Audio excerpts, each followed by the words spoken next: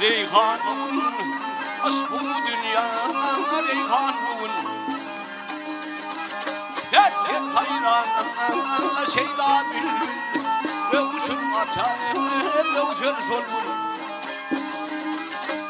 Aşık olsun ey muliyat bil Maksutana kurban Hep devran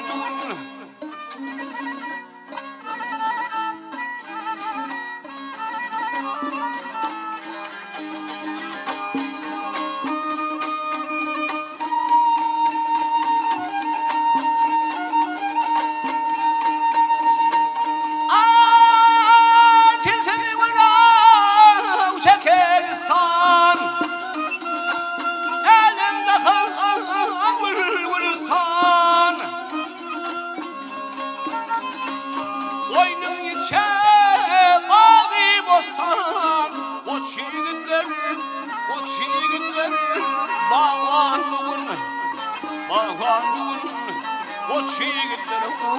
bağlanın hatta amattım iyi merdine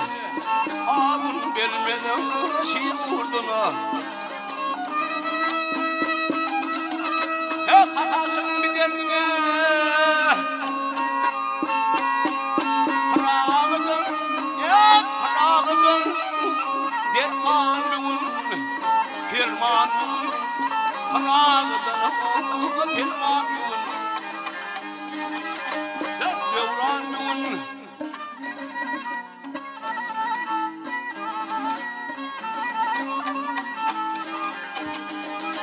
Ay ay aşıkların bir derdine